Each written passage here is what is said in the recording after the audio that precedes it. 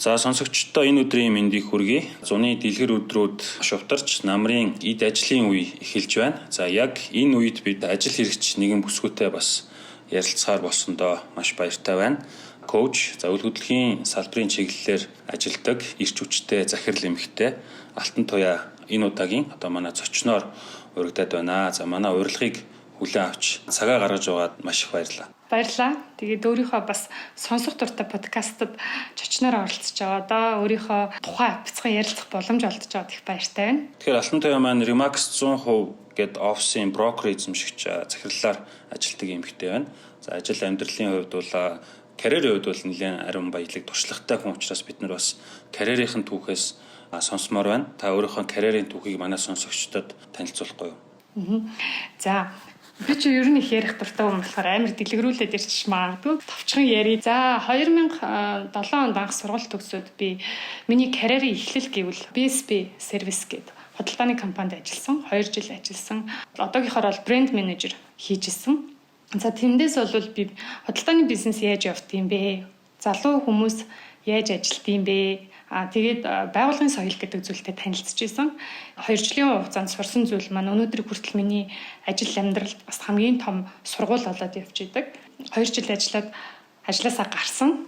Цаашаа хөгжиж гэдэг шийдвэр гаргасан.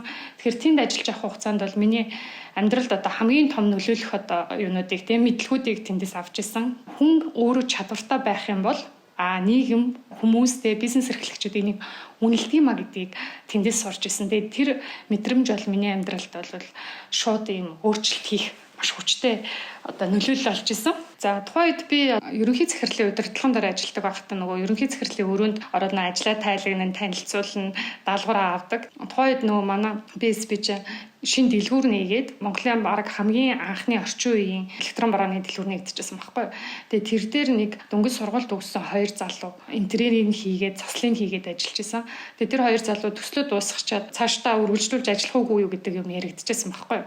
Тэгсэн чинь BSB-ийн ерөнхий захирал жаргал сайхан захирал маань одоо их мундаг захирал байдаг. Захирал маань юу гэжсэн гэхээр энэ 2 залуу одоо ийм мундаг чадвартай юм чинь дөнгөж сургууль төгссөн залуучууд шүү дээ. Тэнгүүд ийм мундаг чадвартай юм чинь энэ хүмүүс манад цалингаар цаашдаа ажиллахгүй. Энэ хүмүүс ч өөрсдөө ингээд бизнесээ аваа явчихна гэж аахгүй. Тэгэхээр тухайн үед тэр залуучуудын одоо цалин 10, 20, 30 дахин үржүүлээд одоо авдаг ийм хөдөлмөрийн үнэлэмжтэй мундаг хүн дөнгөж карьераа эхэлж байгаа залуучуудыг тэгж өндрөөр үнэлж байгааг хараад би бодож байсан байхгүй. Хүн хийж байгаа ажилдаа чадвартай л байх юм бол том компани захирал байна уу, хэн байна уу ерөөсөө энэ хүнийг үнэлж хүндэлдэм байна гэдэг ийм мэдрэмжийг авч ирсэн. Одоо хүн ер нь нэг 2 жилийн дотор бол ямар нэг ажлыг хийхдээ тодорхой хэмжээнд ингээд гартаа оруулаад сурчдаг. Тэгээ 2 жилийн дараанаас эхлээд дараагийн эрэл хайгуулыг ялцчихгүй хийд юм байна гэж би тэндээс анзаарсан. Эхний 1 жил бол нөгөө ажиллаа хийж сурах гал яавал илүү сайн хийх вэ гэл бүх цаг хугацаагаа тэр нь зарцуулдаг байсан бол 2 жилийн дараа бол за би одоо дараагийн төвшөнд хөгжмөр байна. Би өөр юм хиймээр байна гэдэг бодол болоо толгооноос салтгүй байна. Тэгээ тухайн үедээ би маркетингаар ажиллая гэж бодсон чинь надад тэгжсэн байхгүй. Чи бол аюу сайн гүйцэтгэгч. Одоо хийж байгаа зүйлтэй хангалттай сайн байна. Энэ дээр үргэлжлүүлээд яваа гэхэд би ер нь ажилласаа гараад өшөө хөгжих ёстой байна гэдэг шийдвэр гаргаж ирсэн. Яагаад тэгэхээр би зүгээр л нэг гүйцэтгэгч байхыг хүсэж байхгүй. За тэгэл MBA цурыг гээд apply хийж аваад Тайван руу тэтгэлэг аваа явсан. Тэнд бол дандаа нөгөө бизнес эрхэлж байгаад сурсан. Монголд бол яадаг вэ гэхэлэр бакалавра төгсчөөл дараа нь магистр руу ингээд сурдаг, шууд явдаг юм нийтлэг байдаг штэ. Тэнд бол дандаа ажил хийцэн нэг юм ажил яаж хийдгийг одоо цаашаага хөгжих юм шаардлага тулгарсан хүмүүс MBA сурч исэн. Тэгээ тэнд нөгөө сургалтын программаас гадна хамт сурж байгаа хүмүүсээс аюу их юм бизнесийн тухай ойлголтуудыг авч исэн. Ер нь хүний амьдралд нэг карьерийн 4 төрлийн сонголт байдаг шүү дээ. Нэг нь ажилтан. Хоёрдугаар болохоор өөрийнхөө төлөө ажилтдаг, өөртөө ажилтдаг. Тэгээд бизнес эрхлэгч. За тэгээд дөрөвдүгээр нь болохоор ер нь хөрөнгө оруулагч. Ингээ хөгжөө явдаг. Тэгээд миний хувьд нөгөө 2 жил BSB-д ажиллаад өөрийгөө хөгжүүлэх тэр үедээ болохоор одоо би ажилтан байхаа болсон дээрээ гэдэг шийдвэрийг гаргаж ирсэн байлээ. Тэгээд MBA-с дуусчаад Монголд ирснээс хойш дандаа өөртөө ажилласан. Өнөөдөр хүртэл.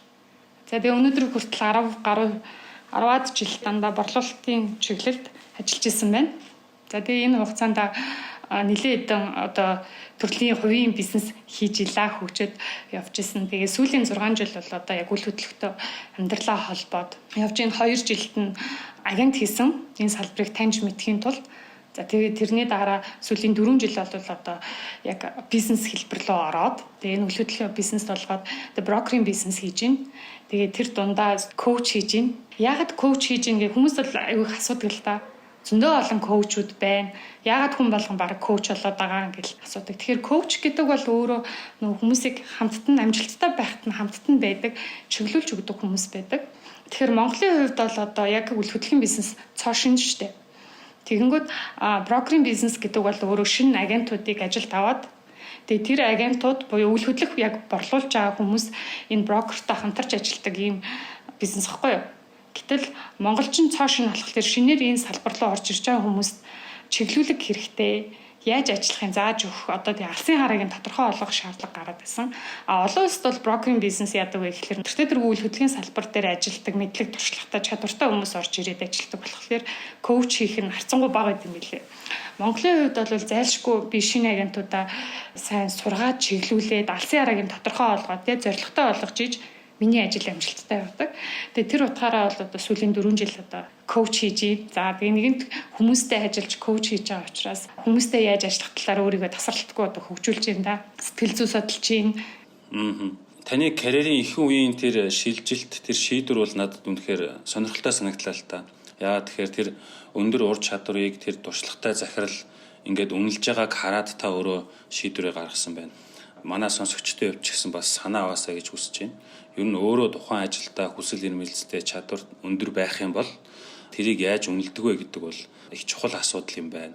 Цалин харж ажиллахаас илүүтэй туршлага хуримтлуулах хэр чухал байсан бэ? Энэ талаараа та өөрийнхөө бодлыг хуваалцахгүй юу? Би ер нь залуу хүн цалин биш туршлагын төлөө ажиллах ёстой л гэж боддتي. Туршлага буюу тухайн зах зээл дээрээ өөрийнхөө хийж байгаа зүйл дээр өөрийнхөө үн цэнийг нэмэгдүүлэх ёстой гэж хардаг. Тэгэхээр залуу хүний хувьд бол өнөөдөр бид нар одоо сард хэдэн төгрөгийн орлоготой байх нь одоо юу гэдэг сая төгрөгийн цалин авсан ч 5 сая төгрөгийн цалин авсан ч энийг бид нар хэрэглээд дуусчих жоохгүй юу? Мөнгө гэдэг бол тухайн цаг хугацаанд л хэрэглэгддэг зүйл. Харин таны мэдлэг, чадвар тэгээд үнэлэгдэж байгаа байдал ч өөрөө таны насан туршдаа таны үн цэнтэй явуулдаг зүйл. Тэгэхээр тэрийг залуучууд хаанаас олж авах вэ гэхээр туршлага гэдэг зүйлээс олж авна. Ялангуяа хүмүүст хэлэхээсээ гадна өөрийнхөө хувьд юг философи болгодог вэ гэхээр би залуу хүн надад алдах зүйл харьцангуй бага байна. Энэ үедээ би зоригтой шийдвэрээ гаргаад алдсан ч онсон ч зарцуулсан цаг хугацаа болгоноос одоо туршлагыг хуримтлуулад мэдлэгийг өөртөө шингээгээд явах хэрэгтэй л гэж боддог. Таны хувьд бол маш олон хүний ингээд зааж чиглүүлээ явж байгаа хүний хувьд бол асуумаар байна л да. За ер нь зөвхөн байгууллагууд төр ингээд харахаар нийтлэг хандлага юу байдаг вэхээр за нэг гаднаас сурагч багш авчираад нийт нь нэг сургалт ороод орчдөг ч юм уу. Тийм хандлага бол жоохон түгээмэл ажиглагддаг. Таны хувьд харин одоо хамтран ажиллаж байгаа 20 гаруй хүнтэйгээ нэг бүрчлэн тухайн хүний онцлогт нь тохируулж ингээд ажилдаг гэдэг нь надад бас их сонирхолтой санагдчихсэн. Та энэ туршлагаасаа хуваалцахгүй юу? Ер нь үр дүнгийн хувьд илүү байдгүй. Одоо яг түрүүний хэлдгээр сургалтууд мэдлгүүд бол одоо сүүлийн үед бол одоо хаанаас хүссэн газараас хүссэн мэдээлэл авч болж байна. Дүүрэн сургалтууд байна. Онлайн дээр өчнөө олон мэдээллүүд байна. Хүмүүс энэ олгоныг үзэж чадахгүй даа биш байхгүй. Үзэж чадж байгаа. Олон сургалтуудад сурж байгаа. Зарим нь магадгүй зөндөө олон одоо төлбөр төлсөн сургалтаа хүртэл ингээ бүрэн гүйцэхгүй сурчаад байгаа. Тэрнээс гадна хүн ер нь хоёр төрлөөр сурдаг юм байна л та. Нэг нь болохоор мэдхийн тулд сураад байна. Зөндөө олон мэдлэг авч ин тэгээд одоо улс төр, эдийн засаг, маркетинг бүх мэдлэгийг авч ин.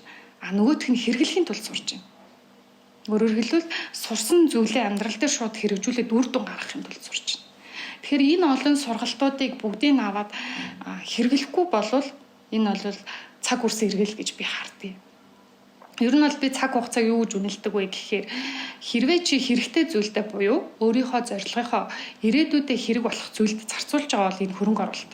Маргааш хэрэглэхгүй зорилгот чинь нийцэхгүй зүйлд зарцуулж байгаа цаг хугацаа бол өөрөө одоо хайрын цаг хугацаа, бүрэн таран хийгдэж байгаа цаг хугацаа гэж би хардаг.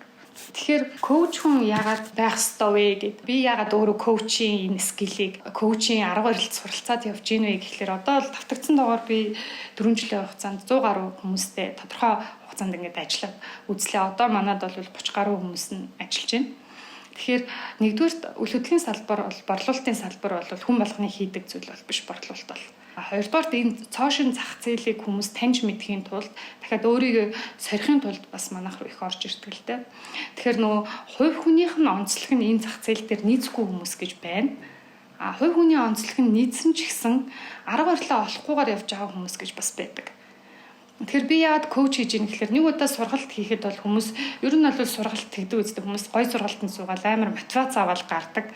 Гэхдээ тэрийг яг амьдралынхаа туршид хэрэгжүүлэх үгүй юу гэдэг чинь маш ховорхон байдаг штеп. Би яагаад коуч хийж ийн гэхээр нэг удаа сургалт орлоо. Тэр дээр яригдсан хүнд хэрэгтэй гэсэн зүйлийг өдөр тутмынхаа амьдралд хэрэгжүүлэхэд нь л дэмжлэг үзүүлэх гэдэг байна. Тэгэхээр манай бизнесийн хувьд олон онцлог юу вэ гэхээр би одоо 30 гаруй залуучуудтай ажиллаж байна. Тэр хүмүүст би цалин өгөхгүй. Тэр хүн өөрөө сайн ажиллаж чадах юм бол илүү их орлого олдог ийм бизнесийн модель байдаг. Тэгэхээр манайд байгаа агентууд бол хувийн бизнесээ хийж байгаа хүмүүс байхгүй юу? Өөрөө өөртөө ажиллаж байгаа хүмүүс. Тэр хүн хэдэн цаг ажиллах, хэрхэн яаж ажиллах нь 100% тэдний сонголт байдаг. Миний хувьд бол тэр хүмүүсийг дэмжих зорилготой. Тэрнээс би хин нэгэнд нь даалгавар өгөө, тэрийн шалгадаг, одоо юу гэдэг шаардлага тавьдаг, загиндаг одоо захирал бол биш байхгүй юу? Манай бизнесийн модель шал ондоо. Тэгэнгүүт огт цалин авахгүй хүмүүст би яаж нөлөөлөх вэ гэдэг. Одоо юу гэдэг цалин өгдөг захирал бол одоо цалингаар нь үүрэг даалгавраа биелүүлэхгүй бол хариуцлага тооцоод ч юм уу явж болно шүү дээ. Гэтэл би тэр хүнд цалин өгөхгүй ээжж яаж тэр хүнийг одоо цаг хугацаагаа зөв зөв зарцуулаад итгэвч чармаалттай ажиллуулах вэ гэдэг аюу том челленжтэй тулгардаг. Тэнгүүд энэ хүнийг урам зоригоор алсын хараагаар би одоо чиглүүлэх ёстой. Тэхийн тулд энэ урам зориг алсын хараа гэдэг зүйл чинь би хүнд хилээд өгчдөг зүйл биш байхгүй. Тэр хүн өөрөө дотроо бодоод өөрийн зориг болгож нөө ингэдэг штэ. Өглөө намайг сэрүүлэг биш миний зориг дуудаа сэрээдгээ гэж яриаддаг штэ. Яг тэр шиг өглөө тэр хүнийг сэрээдэг тэр зорилгыг тархин дотор тэр хүний зүрх сэтгэлд нь бий болгох ёстой. Тэгэхээр энэ бол нэг удаа сургалтанд суугаад нөгөө авдаг мотивац чинь 2 3 7 хоног байдаг. Тэрний дараа хүн өдөр тутмын амьдралдаа түүртэд энийг тодорхой хэмжээгээр мартаад хэрэгжүүлж чадахгүй явдаг. Тэгэхээр би үргэлж хажууд нь байж энийг нь сануулад гэхдээ сануулгатай юу гэж те маш гоё тухайн хүнийхээ онцлог тааруулаад эвийг нь олж сануулад өдөр болгон нөгөө сургалтаас авдаг мотивац нь өдөр болгон өөрт нь байлгахын тулд би хажууд нь одоо коуч хийдэг. Одоо жишээ нь манад ажиллаж байгаа хүмүүстэй бол 2 3 карьерийн сонголтыг өмнө нь тавиад чи борлуулалтын авьяастай борлуулалтын сонирхолтой бол энэгээр хөгж тэгээ борлуулалтын их боломж байна. Окей чи борлуулалтын хүн биш байж болно. Мундаг менежер байж болно шүү дээ. Тэгэх юм бол менеж хийхин скиллээ сайжруул анализ аягүй сайн хийдэг, дүн шинжилгээ хийдэг, тэгээ logically ийм сэтгэлгээтэй хүмүүст бол би тийм хүмүүс борлуулалт дээр харцсангүй муу байдаг байхгүй юу? Тэнгүүд тийм хүмүүст болохоор бизнесийн зах зээл гэдэг ийм зах зээл юм. Яг л чиний ур чадвар хэрэгтэй ийм зах зээл юм гэдэг чиглүүлэг өгөө явдаг. Тэгэхээр үйл хөдлөлийн зурчлалын салбарыг бол зөвхөн борлуулалт гэж бас бити хараарай гэж хүмүүст хэлмээр байна. Би түрүү таны BSB-тэй холбоотой BSB-гээс гарсны дараах процессыг ахаад ингээд задлж асуумаар байна л да. Тухайн үеийн туршлагаасаа хуваалцахгүй юу? Бизнесийн гэдэг бол өөрөө өндөр эрсдэл байдаг шүү дээ. Тэгээ яг тэр эрсдлийг өөр дээрээ аваад ажиллах үеийн түүхээс бидэнтэй хуваалцахгүй юу? MB хамгаалж ирчээд нэг шийдвэр гаргасан. За хүнд карьерийн 4 төрлийн сонголт байна. Би одоо бол цалинтай ажилтан байхгүй. Өөртөө ажиллана гэж шийдсэн. Тэгээ дөнгөж ирээд яг хүний амьдрал чинь зөндөл олон юм тохиолдсон шүү дээ. Тэгээ би дөнгөж ирээд удааг байхдаа гэмтсэн. Тийм бэрцэн. Тэгээ тэр гэр бүлийнхаа бизнест одоо гэр бүлийнхаа гэдэг нь ээж аавынхаа одоо гэр бүлийнхаа бизнест тусалж илаа. Тэгээ тусалж байгаа гэмтээд бол нэлээд удаан хугацаанд би хэвтэрт байсан. Дараа нь тэрэгцэртэй байлаа. Таяг тулж явлаа. Ингээд энэ хугацаа бол жил хэртэ үргэлжилсэн. Энэ хугацаанд чинь хүн би өөрөө айгуу тийм хөдөлгөөнтэй хүн байсан чинь хөдөлгөөн маань хязгаарлагдсан. Тэр үед бол ингээд сэтгэл зүйн хувьд бол унж босох зүйлүүд айгүй их байсан. Ер нь бол миний анш жоохон надад бол бүтэн хэлэхгүй л байсан байхгүй юу. Тэгээ анш тодорхойгүй би явандаа босч чадах ч юм уу гүү ч юм уу хүмүүд 6 сар хэртэ хөвтчихийла босч болтгоо. Тэгээ тэр хооронд бол сэтгэлээр унах үе бол амар их байсан. Дараа нь ер нь хүн өөртөө итгэлтэй байж ирээдүйдээ итгэлтэй байх ёстой гэдэг зүйлийг ээжийнхаа гэр бүлийнхаа надад тавьж байгаа одоо хайр халамжаас мэдэрсэн. Тэгээ ерөөсөө за хурдан босоод нөгөө ажил хөдөлмөр эрхлэе. Өөдрөг бай. Сайхан амьдралын төлөө амьдрий гэдэг ийм тийм хүсэл эрмэлзэл маань амар ийм гал шиг асчлаа. Тэрхэн зэртэй байх та. Тэгээ яарал. Одоо гайгүй идэрэнгүүтээ ийм ч юм хий, тийм ч юм хий гэдэг ингээд явж исэн. За тэгээд мэдээд төлөвлөөл те. Тэгээ нөгөө гэр бүлтэйгээ хамт байсан. Тэгээд нөгөө хэдийгээр таягтай ч гэсэн ингээд өөрөө алхахдаг болсон ч гэсэн нөгөө халамж амар хэрэгтэй байсан учраас ээжийн хайжууд удаан байсан л да. Тэгээд тэр хугацаанд гэр бүлийнхаа бизнесийг манайхаа нэг сервисийн бизнес байсан худалдаа олгочихсон. Худалдаа хайжууд нэмж авчираад тэгээ харилцагчтай болгоод, системтэй болгоод жилийн эхний хугацаанд бол би борлуулалтын бизнесийг тиймд ингээд бэлдээд ячсан. Тэгээ тэрний дараа би түрүүнд хэлсэн шүү дээ бэсбэд амарлаг залуу байна гэж сонсчингуудаа залуудад дурласан. Тэгээ тэр залуутайгаа амьдралаа холбоод тэгээд манай хүн чинь өөрөө интерьерийн зураг төсөл зурдаг, интерьер экстерьер зурдаг. Тэгээ ер нь бол яг мэрэгжилтэй үнэхээр мундаг чадвартай. Тэгээд бид хоёр интерьерийн бизнес хийхлээр би бол зураг зурдаггүй. Гэхдээ би борлуулалт хийдэг. Яг би өгийн нөгөө нэг сэтгэл зүйн хувьд бол бас юм юу хүн багхгүй юу. Романтик гэдээ би түрүүнд хэллээ шүү дээ. Тэгэхээр нөгөө миний хувьд бол нөгөө интерьерийн мэдрэмж бас харцсангуу дайжгүй. Тэгээ интерьерийн бизнес дээр бол борлуулалт хийж явж байгаад анх Remax-тай холбогдчихжээ. Ер нь би Тайванд байхасаа ахуулаад ингэж аягүй их юу сонсдог байлаа. Одоогоор бол подкаст. Тухайн үед чинь подкаст нэг байхгүй сүүлийн жил гарна лээ шүү дээ. Тэгээд аягүй их бичлэгүүдийг үздэг, хүмүүсийн бичсэн одоо юмнуудыг аягүй их үздэг. Тэгээд би бол одоо жишээ нь дуу хөгжим кино мино гэвэл мэдж байгаа юм бол ер нь хавар шүү. Сүүлийн үеийн дуу мууч мэдхгүй. А юунд цагаа зарцуулдаг вэ гэхэлэр би дандаа хайлт хийж тэгээд надад яг хэрэгтэй гэсэн зүйлээ хайлт хийж үзэж харж сонсдог. Тэгээд аягүй их тийм бичлэг үздэг. Тэндээс аягүй олон төрлийн одоо мэдлэг мэдээллүүдийг аваад амьдралдаа хэрэгжүүлэх гэдэг зүйлүүдийг авдаг. Тэгээд тэрний нэг нь болохоор хүн ер нь 2 жил тутамд шинэ бизнес эхлэх ёстой гэж би хардیں۔ Яг тэгэхээр 2 жил гэдэг чинь өөрөө бизнесийн хувьд бол тийм бага хугацаа ч гэсэн яг энэ бизнесийн суурийг хийгээд чи энэ бизнесийг цаашаа үргэлжлүүлэх үгүй юу гэдэг шийдвэрийг гаргахад хангалттай хугацаа гэж би хардیں۔ Тэгээ эхний 1 жил бол өөрөө бүх юмд нь орооцолтоод бүх юмыг хийгээд 2 дахь жилд нь системээ бүрдүүлээд чадчих хугацаа авахгүй юу. Тэгээд 3 дахь жилээс өөрийнхөө оролцоог багасгаж болно бизнесээ. А 2 жилийн хугацаанд өөрийнхөө энэ хэмжээний юмыг хийж амжихгүй байгаа бол энэ бизнес нь таны хувь хүнд ч юм уу, таны алсын хараанд ч юм уу зохицохгүй байна гэж би хардیں۔ Таны бодлыг сонсомоор байгаа бас нэг сэдв байна л да. За network буюу хүрээлэл гэж. Энэ хүрээлэл гэдэг энэ network гэдэг зүйл бол хүний карьерийн амжилтанд тодорхой нөлөөтэй байдаг шүү дээ. За ер нь таныг ингээд хурцлах, дэмжих, за мэдээж тодорхой мэдлэг мэдээлэл хуваалцах, зөвөөр нөлөөлөх энэ хүрээллийг бий болгох тал дээр та ер нь яаж ажилладаг вэ? Хүмүүс ер нь одоо янз байдаг штэ. Тэгэнгүүт энэ тухайн хүний сэтгэл зүйн онцлог гэж нэг зүйл байна. Төрсөн өссөн орчин, мэдлэг боловсралтай юу сонсож юу үзэж харав гэдгээс хамаарат хүн өөр байдаг. Дахиад нэг зүйл бол хүний орчин байдаг. Тэгэхээр хүн хөгжихийг хүсэж байгаа бол мэдээж өөрийнхөө хувь хүний одоо төрхөөсөө заядсан сэтгэл зүйн онцлогийг бол өөрчлөхгүй. Гэхдээ өөрийнхөө хинбэ гэдгийг аюу сайн таньж мэдэх хэрэгтэй.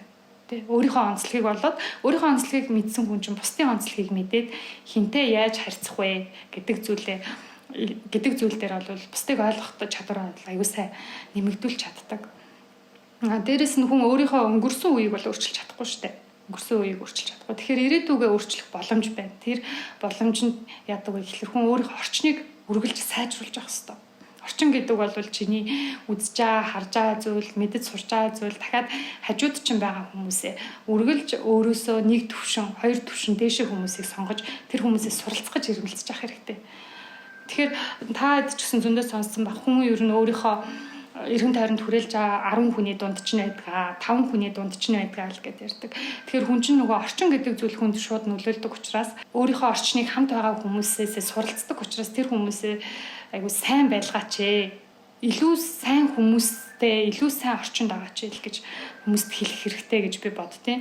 Одоо жишээ нь одоо юу гэдэг бид нар ч урд нь ингээл зам чөлөөтэй гардаг байлаа шүү дээ. Одоо бол харьцангуй гацаар гардаг болоод байна шүү дээ. Энд чинь нөгөө орчин сайжраад нөхцөл нь сайжраад ирэхээр хүмүүсийн сэтгэлгээ ингээд өөрчлөгдөд хөгжиж шít. Гэтэл хөдөөний залуучууд одоо жишээ нь өөр улсад очиод гацаар шууд гардаг болдог үстэй тий. Тэгэхээр тэр чинь нөгөө хүн өөрөө муу гэсэн үг биш байхгүй юу? Тэр хүнд нөлөөлж байгаа эргэн тойрон орчин тэр соёл нь шууд нөлөөлдөг. Тэгээд ер нь миний хувьд бол одоо би коуч хийж байгаагийн хувьд би өөрөө бас өөрөө хөгжих хэрэгтэй шүү дээ. Тэгэхээр би намайг хөгжүүлдэг коучийг яаж сонгодог вэ гэхэлэр нэгдүгээр айгуу тийм эерэг хүмүүс байх хэрэгтэй. Амьдралын урам зоригтой, идэвхтэй амьдрахад эерэг хүмүүс биднэрт тусалж идэг. Дээрээс нь мэдлэг боловсралтай хүн биднийг өдөр болгон өөрийгөө хөгжүүлэхэд нөлөөлж идэг. Хэрвээ бид нар хамт байгаа хүмүүсээс мундаг байх юм бол өөрийгөө мундаг гэж бодчихэд хөгжихөө болчих тийм байна л да. Би бол өөрөөсөө мундаг хөгжсөн чадвартай хүмүүсийн дунд байх хэрээрээ өөрийнхөө сурч мэдэх ёстойг мэдэрж идэг. Тэрвээрээ өөрийгөө пүшгэлж идэг. Илүү чармаа. Миний хувьд бол бас нэг юу гэдэг байхгүй юу? Өөртөө гэдэг юм найз нөхдөсөө өөрийгөө шүүмжилдэг хүнийг би байлгадаг. Өөрийнхөө найз болгож. Тэгээ бүр зоригтойгоор намайг шүүмжилдэг. Нэг тийм найз бай. Тэгээд би тэр хүн яг мэдээж тэр хүний шүүмжлэл бол надад ингээ заримдаа гомдмоор байдаг л да. Мань хүн бол өөрөө ингээ юмыг яг голыг нь олоо шууд хэлдэг. Хүн юу гэж сонсох бол гомдохгүй юу гэдгийг тоодогчгүй хэлдэг байхгүй. Тэгээ заримдаа надад ингээ хамт байхад хэцүү санагддаг ч гэсэн би нэгийн зэрэг хүнийг бол нэгээс хоёрын зэрэг тийм хүнийг бол өөрийнхөө бүр ингээ амьдралын найз болгоод би хажууд нь байдаг заавал. Яагаад тэгэхээр тэр хүн миний болж бүтэхгүй байгаа зүйлийг шударгаад бусад хүний хэлж чадахгүй, магадгүй анзаарахгүй байгаа зүйлийг надад шударгаар хэлж өгдөг байхгүй. Тэгээд тэр бол өөрийгөө би пүүшлэх амар том хүч болж байдаг. Хүнд урам зориг өгөх хүн зайлшгүй байх ёстой. Хүн бол сэтгэлийн амьтан шүү дээ. Тэгэхээр үргэлж чамааг өөдөн татдаг, чамааг өшөө хөгчийг сануулж идэг хүмүүс байдаг бол дахиад зарим нэг нь хатууч гэсэн үг хэлж чаддаг хүмүүсээс битгий зүгтаагаарай. Тэр хүмүүс таны амьдралд маш үнэтэй хувь нэмрийг оруулдаг шүү. Гэхдээ ийм шүүмжлэгч дүү сэтгэлгээтэй чамааг ингээ гомдоогоод үг хэлждэг хүн олон байгаад бол хэрэггүй. Тэгэх юм бол хүн чинь нөгөө өөрийгөө мяа гэдээ ойлгоод эхэлчихвэл ингээ сэтгэлээр унаад ороод авчин штэ. Тэгэхээр энэ шүүмжлэгч гэдэг бол надад маш гоё үнцэг санагдаж байна. Болдоо хэтэр ч гэсэн одоо партнеруудын хувьд бас шүүмжлэх үе гардаг те. Чи зочинтой ярилцах үе тэгсэн гэдэг ч юм уу. Энэ бол маш гоё үнцэг байна те. Манай сонсогчдын хувьд бол бас энэ санааг бас аваасаа гэж хүсэж байна. Тэгэхээр биднийг бол бизнес хийхийг сонирхдаг, бизнес хийдэг, замаагдгүй хөрөнгө оруулдаг гэдэг янз бүрийн төвшний хүмүүс сонсож байгаа. Таны хувьд бол өөрөө идэвхтэй бизнес ажил хэрэгч эмэгтэйн хувьд бол бизнес дээр ер нь ямар зарчим баримталдаг вэ? Ер нь өгч байж авдаг гэдэг ийм зарчмын тухай бас таны ярьж ирснийг би үзчихсэн юм байна. Яг үнэ. Ер нь бизнесч тэр амьдралч тэр шүү дээ. Өгчээж авдаг. Хүнээр хэрвээ хайрлуулахыг хүсэж авал эхлээд тэр хүнийг хайрл. Яагаад хүүхдүүд ээждээ хамгийн их хайртай, ээждээ авдаг хамгийн их хайртай гэдэг гэхлээр төрсэн цагаас эхлээл хайр инхрийллийн дунд байсан учраас эргээд хайрладаг. Яг тэрнтэй адилхан бид нар хүнээс хүндлэл хүлээж авал эхлээд өөрөө тэр хүндлэлийг өгөх ёстой. Бизнесээс ашиг орлого хүлээж аваад эхлээд тэр бизнесийг ашиг орлоготой бизнес болтол нь тэр бизнестэй хөрөнгө оруулалт хийх хэрэгтэй байхгүй. Тэр хөрөнгө оруулалт нь зөвхөн мөнгөнд дүнгээр биш цаг хугацаа сэтгэл зүрхээр хэмжигдчихэдэг. Тэгэхээр би агентуудтай өгдөг бас нэг зөвлөгөө бол ерөөсөө чи өнөөдөр энэ бизнесээс мөнгө олох гэж битгий улаараа. Энэ бизнесийг аль түвшинд хүргэх гэдэг байгаа. Эхлээд зорилгоо тодорхой олго. Тэр зорилгынхоо төлөө нийт цагийнхаа ядаж 30% зарцуул гэдэг. Агентуудын хувьд бол борлуулалт хийлээл бол дансанд нь мөнгө ордог байхгүй юу? Тэгэхээр нийтлэг гарах гэдэг алдаа юу вэ гэхээр борлуулалтын хойноос улаарч ажиллах гэдэг. Тэгээд эрэхлээр тэр хүн нэг л удаагийн байр зарах, нэг л удаагийн харилцагчтай сайн харилцахаар одоо юу гэдэг зөвхөн гүйцэтгэл хийгээд байдаг. Тэгэхээр би бол юу зөвлөдөг вэ гэхээр чи энэ бизнесийг удаан хугацаанд хийнэ гэж бодож байгаа. Тэгэхээр зорилгоо тодорхой болов. Яг хэн болох гээд байгаа юм? Орон сууц борлуулдаг хүн болох гээд байгаа юм уу? Худалдаа үйлчлэгээний талбай борлуулдаг хүн болох гээд байгаа юм уу? Тэгээ барилгын компаниудын захиралт зөвлөгөө өгөх гээд байна уу? Эсвэл бизнесүүдэд зөвлөгөө өгөө зөв локейшнийг санал болгодог хүн болох гээд байна уу? Энийг тодорхой болгоо. Тэгээд энэндээ өөрийгөө бэлтгэхэд дор хаяж нийт цагийнхаа 30% зарцуул өөрийгөө бэлд. Ингэж эн чинь яг бизнес хэлбэрээр бизнес утгаараа явж чи гүлийн олгоны хойноос өөрөө гүөхвш харин борлуулалтууд чиний араас гүйж ирдэ зөвхөн чамаар үйлчлүүлэх гэдэг хэмжээний үн цэнтэй агент болох ёстой шүү гэж зөвлөдөг юм. Тэгэхээр би агентуудын хувьд бол маш бага хөрөнгө оруулалтаар хувийн бизнес хийдэг байхгүй юу агентууд. Тэгээ хамгийн их одоо зарцуулах ёстой зүйл нь болохоор сэтгэл зүрх цаг хугацаа гэдэг зүйлээ зарцуулах ёстой. Өөрийгөө хөгжүүлэх бизнесээ алсын харааныхаа одоо яг өөрийнхөө зорж байгаа чиглэлийнхаа төлөө өөрийгөө хөгжүүлэхэд цаг хугацаа зарцуулах ёстой. Миний хувьд ч гэсэн одоо би хүмүүст цалин өгөхгүйгээр ажиллуулна. Энэ бол бас их том челленж байлаа. Анх одоо жижиг бизнесүүд хийж байхад бол цалин өгөөд хүмүүсийг ажиллуулж байлаа шүү дээ. Тэр чинь шал ондоо ертөнц. Одоо өөрөөр хэлбэл уламжлалт бизнес систем гэхүү та. Одоо бол би хамтарч ажиллаж байна. Тэгээ харилцагчаа мундаг байлгахын төлөө би тэр хүнд мотивац өгөх ёстой. Ийм л ажил хийдэг. Тэгээд сүүлийн үед бол хүмүүс сүүлийн үед ч яг яг ингээд Max дээр брокер болсноос хойш хүмүүс хүнд яаж цалиухгүйгээр ажиллаулаад байна. Тэ ажиллаулахдаа яаж энэ хүн бараг чиний төлөө ч юм шиг тэ хүмүүс бол тэрийг агентууд өөрийнхөө төлөө ажиллаж гин гэж харахгүй яг брокер гэхэнгүүт нөгөө компанийнхаа ажлыг хийгээд байл гэж хараад байдаг л та хөндлөнгөөс тэгэнгүүт яаж хүнд цалин өгөхгүй мөртлөө компани төлөө ингээд амралтын өдөрт хүртэл ажиллуулж чадаад байна гэл гайхдаг. За зарим нэг найзууд маань яг энэ бизнесийн модельийг би өөрийнхөө бизнес дээр хэрэгжүүлмээр байна. Чи ямар хүн яаж сонгож аваад ажилуулад байна гэл ингээд зөвлөгөө авдаг. За сүүлийн үед бол одоо манай үйл хөдлөлийн салбарыг нэлээд сонирхож байгаа хүмүүс найзууд дандаа за брокерийн бизнес ямар эдийн бэ? Би яаж хийх вэ? Би франчайз авал яах вэ? Чи надад туслах уу гэл айгүйх тийм зөвлөгөө авдаг болчиход байна.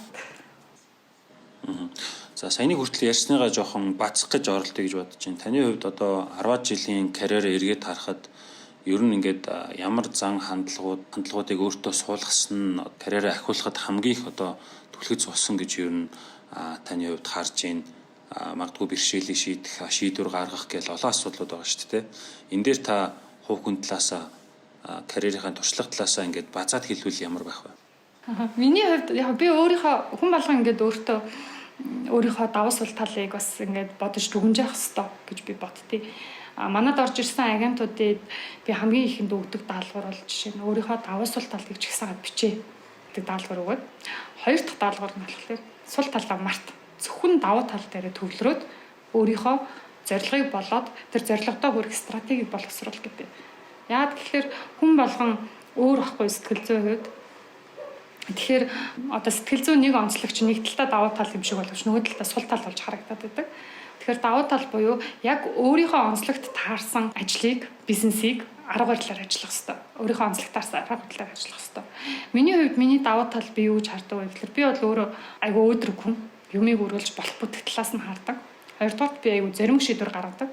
Тэгээ зөрөгтэй хурдтай шийдсэн шийдвэр болгон одоо амжилт байдаг гэж бол би хэлэхгүй. Алдаа оноо зөндөө байдаг. Гэхдээ алдаасаа илүү онох нь олон байдаг учраас тодорхой хэмжээнд урагшлаа явж байгаа.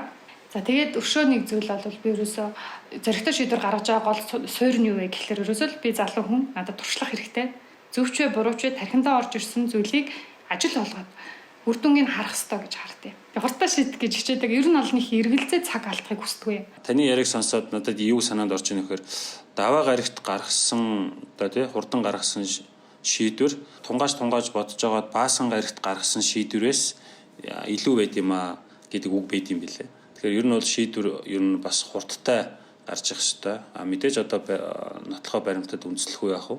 Гэхдээ удаж баасан гарагт гаргасан шийдвэрээс илүүтэй даваа гарагт илүү хурдан шийдээд явах нь илүү чухал байд юмаа гэдэг үг байд юм билээ. Таны яриг сонсоод бол яг тэр санаанд орлоо. Хурдтай шийдэв юм байна.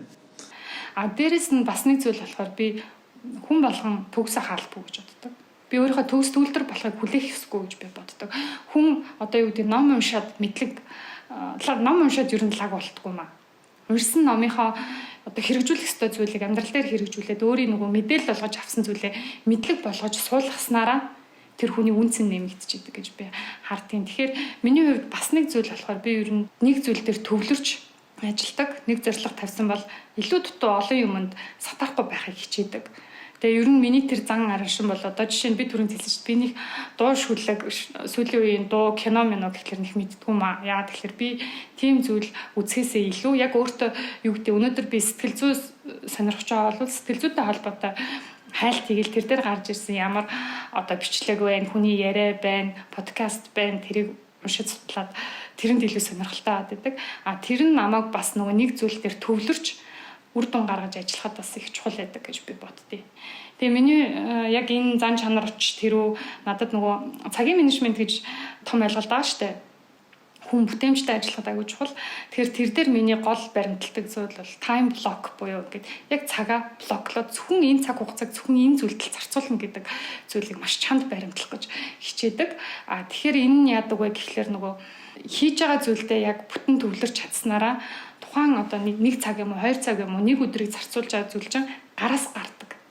Тэгэхгүй нөгөө 2 3 юм зэрэг хийсэн хүн чинь зарцуулаад байгаа цаг нь адилхан боловч гараас гарч байгаа юм айгу баг болчдөг. Үр дүн айгу баг болчдөг тий.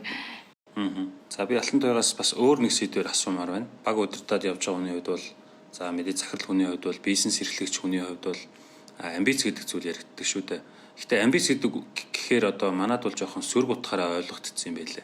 Яг үндэ амбиц гэдэг үл эерг утгатай үг. Тодорхой өндөр зорилгын төлөө төвлөрөөд одоо өөрийгөө мэдээж шахаад тууштай байгаагийн нэр бол амбиц гэдэг байгаа.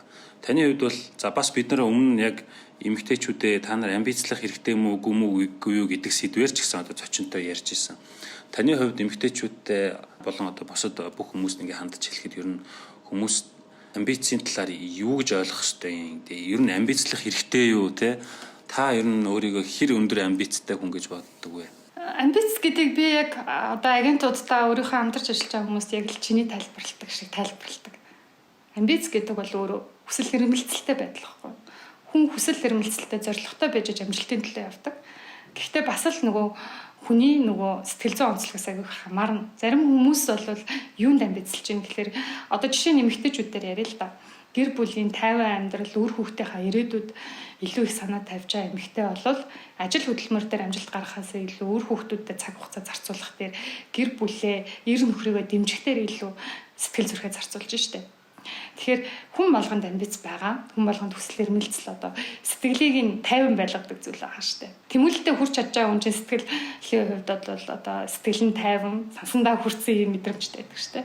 Тэгэхээр бизнес дээр явж байгаа хүмүүсийн хувьд бол амбиц амар чухал. Би ер нь ингээд хүмүүсийг алсын хараатай байх хэвээр, зорилгын төлөө байх хэвээр гэдэг чинь өөрөө амбицтай бай. Цаг хугацааг зорьсон зүйлдээ зарцуул гэдэг юмыг л их хүмүүст хэлэх дуртай байдаг. Тэгэхээр хэрвээ чамд зорилго байхгүй бол чамайг утасны сэрүүлэгчнэлсээр их байх. Тэгэхээр амбицтай байна гэдэг бол чи өөрөө тэр утасны сэрүүлэгний оронд чамайг өглөөс ирээдэг, өдөр бодуулдаг, орой өөртөө дүгнэлт хийдэг энэ чадваруудыг суулгаж идэг зүйл бол амбиц байдаг. Дээрэс нь бас амбицтай байж чадсанараа хүн өөртөө үүрэг хариуцлага гэдэг зүйлийг ноогдуулж идэг. Үүрэг хариуцлага гэдэг зүйл бол хүмүүсийг хөгжүүлж идэг гол зүйл гэдэг гэж би хардаг. Хүмүүст түлхэц өгч идэг, хөгжүүлж идэг зүйл гэдэг гэж хардаг. Тэгэхээр таны хувьд бол агентуудаа бас одоо тэр агентууд бол цаана ингээ харилцагчтай ажиллаж байгаа шүү дээ, тий. Тэгэхээр ер нь ингээд харилцааны чадварууд дээр ер нь та агентуудаа хэрхэн хөгжүүлдэг вэ? Өөрөө бас өөрийгөө хөгжүүлж явахдаа бас гарсан туршлагаасаа ярихгүй юу? Мэдээж одоо нэг үйл хөдлөх сонирхоод явж байгаа харилцагчид бас зөв шийдвэр гаргахад нь туслахын тулд харилцааны чадвар их чухал те. Энэ тал дээр таны туршлагаас бас сонсомоор байна л да. Үйл хөдлөлийн салбар ялангуяа зуучлал хийж байгаа юм бол цэвэр харилцааны бизнес гэж байгаа. Тэр хүмүүс байр зардаггүй, өөрийгөө борлуулдаг гэж би ярьдаг. Тэгээ өөрийгөө борлуулна буюу хүнд сэтгэл төрүүлээд энэ агент үнэхээр мэдлэг чадвартай байна. Энэ хүнтэй одоо хамтарч ажиллах нь надад ашигтай байна гэдэг мэдрэмж харилцагч төрж авах хэрэгтэй юм.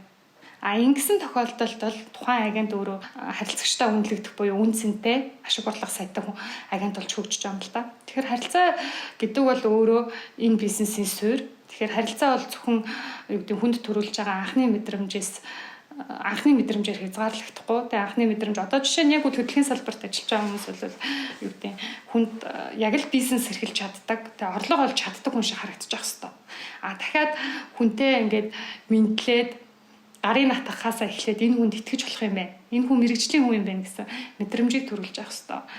Үйл хөдлөх байр заруулах байгаа хүмүүс бол агентуудыг мэрэгжлийн хувьд нас тэр болгон таньж мэддэггүй байхгүй юу? Жишээ нь зүгээр л нэг байр үзүүлдэг хүн, зүгээр л нэг зар тавьдаг хүн би завгүй болохоор энэ одоо агентыг байр үзүүлэхдээ ашиглаж ийн гэдэг өнцгөр харах тохиолдлууд их байдаг.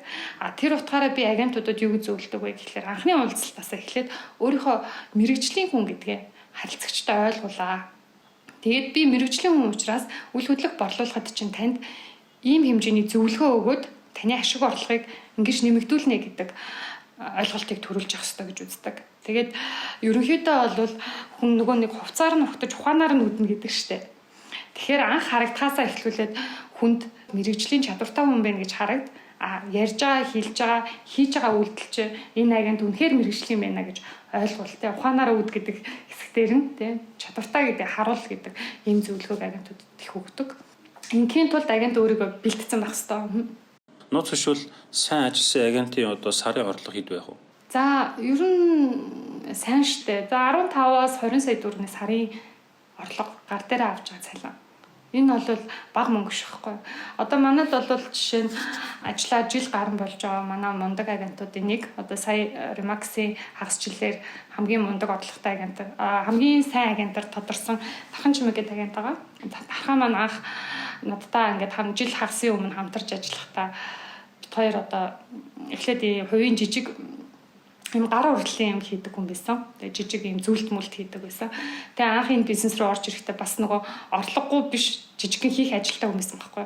Тэгээд гар уртлынхаа юм хийгээд ингээд ажил руугаа бүтэн орж ирээгүй байсан байхгүй. Тэгээд би түрүүнд нэг хэлдэг юм нь би өөрөө ингээд төвлөрөл гэдэг зүйл амжилтын үндэс гэж хардаг учраас тэр хүнийг гар уртлынхаа бизнесийг хаяад үл хөдлөх рүү ороод ирээ. Чамд ийм боломж байна гэж ойлгуулах гэж их оролцсон. За тэгээ манай хүн бол өөрөө айгу мундаг агент өөрөө хөдөлмөрч, тууштай, тэгээ харилцааны чадвар бол мундаг. Тэгээд одоо бол мань хүний сарын дундаж орлого 15 сая дахиад тэрнээс дээшээ нэмэгдэж байгаа. Бараг жил орчмын өмнө хийгээд мань хүний дундаж орлого нэг 5 сая 6 сарын исэн бол одоо ингээд зах зээл дээр тэр хүн танигдаад ажлаа гартаа авах хэмжээгээр орлого нь бол тасралтгүйсээ явж байгаа. Тэгэхээр ер нь бол 15 сая гэдэг бол айгүй өндөр дүн байна л та. Хангалттай мэдээж одоо энэ бизнесмен хүн болгонд бол тохирохгүй ч гэсэн тохирох хүндээ тууштай ажиллаж чадах хүндээ бол үнэхээр өгөөж өгдөг юм байна.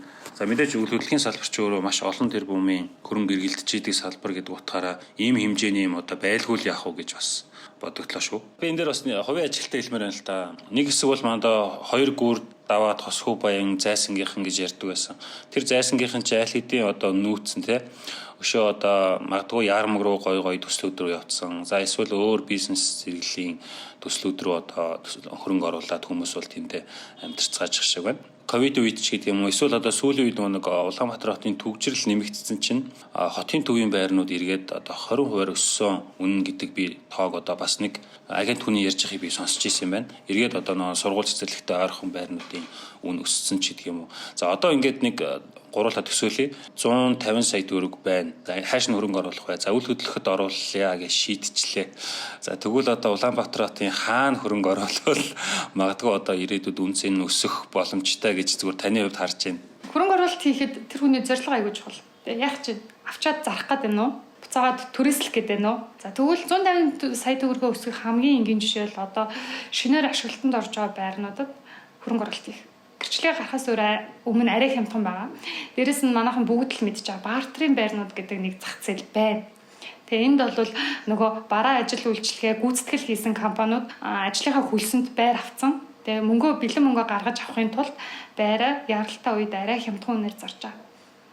Тэгэхээр энэ чиглэлээр бол манайхан аягүй хөрөнгө оруулалт хийж байгаа. Арай хямдхан багт нь аваад 2 сар 3 сар хадгалаад магадгүй 6 сар хадгалахад тэр мөнгө 20%-аар 30% өсөж байгаа.